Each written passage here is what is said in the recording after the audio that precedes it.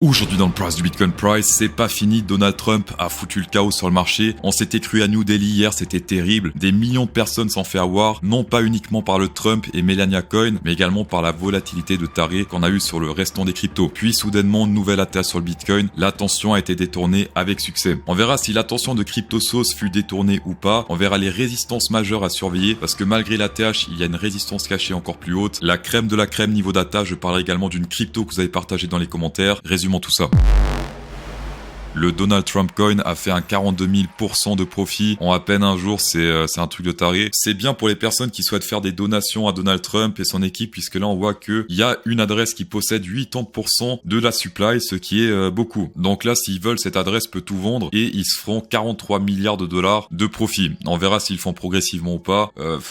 Enfin bref, personnellement je m'en fous, j'ai pas investi dedans et je compte pas investir. Ensuite nous avons le Melania Coin. Alors ici on peut voir qu'il y a 3 wallets qui possèdent 50, 78, presque 80%. Enfin ils possèdent énormément de supply, donc là également c'est un petit peu pas trop équilibré. C'est bien pour les personnes qui veulent faire des donations à la famille Trump. Après perso je pense que je suis moins riche qu'eux et donc c'est mieux de me soutenir moi-même plutôt que de soutenir des personnes plus riches que moi, avis perso. Et c'est exactement pour cette raison que j'ai lancé un trade samedi, qu'on verra juste après. Pourquoi je dis que c'est potentiellement pas terminé? On peut voir ici que l'équipe de Trump a acheté pas mal de Ethereum Price, donc on est sur du 6041 Ethereum acheté pour 20 millions de dollars. Il y a Luke Onchain qui a vu ça et qui était choqué sur Twitter. Et il y a Eric Trump, donc un des fils de Donald Trump, qui dit "Wait until you see what I do tomorrow." En gros, il dit "Vous êtes pas prêts pour ce qui va se passer demain." Ça a été posté aujourd'hui 1h47 du mat, mais vu le décalage horaire, je pense que ça sera pour aujourd'hui. Je suis actuellement sur la page de World Liberty et ce qui se passe là, c'est en effet un peu bizarre. Il y a pas mal de Ethereum qui sont envoyés sur leur wallet. Alors les montants sont pas incroyables, 26 $, 200, 900, 90, etc. Mais il y en a beaucoup, il y en a toutes les secondes, c'est très étrange, je sais pas ce qui se passe là, c'est assez bizarre. Ok, bon bah ouais,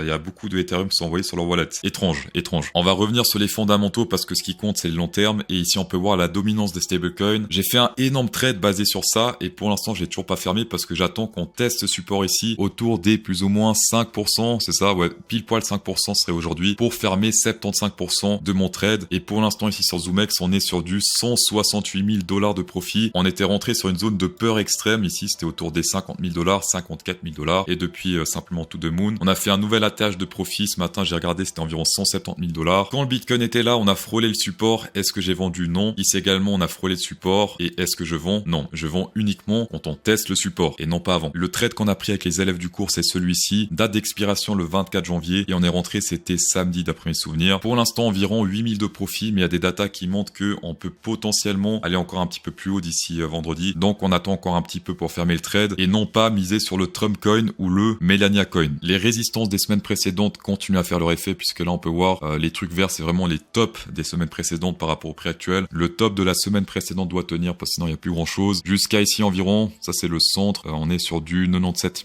755 $, donc ça peut faire très mal. Ici c'était plutôt positif parce qu'on a pété à la hausse, on a tenu le support avant de rebondir. Bon là c'était le truc de Trump donc c'était un peu spécifique. Ce qui serait bullish, ce serait vraiment un retest pour aller 10 fois plus haut. Et le truc bearish, ce serait une cassure avec une clôture en 4 heures afin d'aller beaucoup plus bas. Et là, ça peut être un short très intéressant. L'order book sur le Bitcoin, Binance Spot, ici en 4 heures, on peut voir qu'on a un order book assez rempli. 40 millions de dollars de vente à environ 111 000 $. Et ensuite, si on monte ici à 111 500 également, on a pas mal d'ordres de vente, 22 millions mais un peu moins. On peut voir qu'il y a des whales qui vendent par palier dans ces zones-là et puis ils ont totalement raison. On peut voir ici en dessous que on est repassé dans le positif pendant 1 heure ou 2 puisqu'on avait le dump de Trump et ensuite le pump de Trump et souvent quand le vert est supérieur au rouge, c'est des zones de recharge moyen terme, des fois même pour du long terme. Et là, c'était une zone de recharge pendant 1 heure ou 2, on va zoomer un petit peu pour voir. Pendant clairement 2-3 heures ici, même 4, c'était très intéressant pour recharger avant de to the moon. En dépit du Trump Coin et du Melania Coin. On va checker les données du Discord Underground disponibles totalement gratuitement en description. Ces deux indicateurs-là, c'est 1200 $ annuels, mais gratuit sur le Discord, donc tapez dedans. On va commencer par les scalpers qui ont pris pas mal de liquidités ici autour des 108 000 $, 109 000 $, pas mal de rouge. Mais c'est vrai que par la suite, sur le scalping en tout cas, c'est assez vide au nord. Donc là, pour l'instant, il n'y a plus grand chose au nord. Au sud, on peut voir qu'il y a quelques ordres verts, mais c'est pas gigantesque. Ce qui nous intéresse, c'est le jaune et le rouge. Si on combine les exchanges Binance, Bybit et BitMEX et qu'on dézoome encore plus, on peut voir ici à droite que on a pris en effet ces ordres assez majeurs et que pour l'instant, on peut voir que au nord, il y a un petit peu de vert. Au sud, il y en a également, mais c'est un petit peu plus transparent selon moi. Et si on descend encore plus, en effet, autour des 95 000 $, c'est assez rempli pour l'instant. Donc là, jusqu'à environ 112 000 $ des liquidations assez fraîches, approche même 113 000 $. Et au sud, on peut aller, il y a beaucoup plus, mais il faut plus de punch pour descendre. Samedi sur Twitter, j'ai partagé les top traders average leverage delta. C'est le levier moyen des top traders sur Binance. Ici, par exemple, on peut voir que c'était 0,035, donc c'est pas grand chose. Mais quand ça monte dans le jaune, autour des 4, 5, eh bien, il y a pas mal de leviers longs. Et donc, les top traders sont bullish. Sur ce graphique, j'ai filtré que à chaque fois que c'est vert, on est sur du 5 et plus de levier. Et on peut voir que ça fait très longtemps ici que ça a pu flasher en 4 heures. Et ça a recommencé ici, c'était samedi, donc on était sur du 5 et plus. On était encore sur du 103 000 $. Et aujourd'hui, 2 jours plus tard, on a pété presque les 110 000 $. Je crois on les a pas encore atteints. Presque. Là, on est plus ou moins sur du 110 000 $. Et encore 110 000, c'est pas grand chose par rapport à ce qu'il a pu faire dans le passé en pourcentage. Pas mal de top traders dans cette zone-là. Et ensuite, quelques jours plus tard, on a fait du 32%. Alors que là, c'est pour l'instant du 5%. Je dis pas qu'on va refaire du 32%, mais mon avis perso, c'est que 5%, en tout cas par rapport à l'historique, c'est un petit peu faible. Est-ce que vous aimez cet indicateur du top trader leverage average delta? Eh bien, si c'est le cas, je vous invite à mettre un pouce bleu dans cette vidéo pour que je vous partage encore plus d'indicateurs de la sorte. Les indicateurs underground que très peu de personnes partagent, mais c'est pas le cas de CryptoSauce. Pour les personnes qui sont là pour la première fois ou la deuxième fois, eh bien, je vous invite à vous abonner. Ça incrémenterait encore plus le plaisir de CryptoSauce et ça renforcerait encore plus nos liens. Ça ferait extrêmement plaisir. On va passer sur les fermetures de position au Pinterest, indicateur très intéressant pour détecter les changements de tendance potentiels. Ici, on a vu qu'il y avait pas mal de positions qui sont fermées sur ces pumps là. Ensuite, on s'est pété la gueule. Ici également, énormément de positions fermées, on s'est pété la gueule. Ici, énormément de positions fermées. Ça n'a pas duré très longtemps avant de pumper extrêmement. Hier, on peut voir qu'il y a eu un changement. On est passé sur du 300 millions de positions fermées avant le gros dump de Trump. Donc ça, c'est un avertissement potentiel pile poil sur le top. Et pour l'instant, ici, on peut voir qu'il n'y a pas trop de couleurs. Donc pas de position qui se ferme pour l'instant sur ce pump. On va zoomer un petit peu parce que sinon on voit que dalle. Ici à droite, est-ce qu'il y a des trucs qui sont en train de se passer? En effet, donc là, on parle des ouvertures de position. Et les ouvertures de position, souvent, ça fait office de support et de résistance. Et là, on peut voir que on a eu pas mal d'ouvertures de position ici. 228 millions après le pump. Également ici, autour des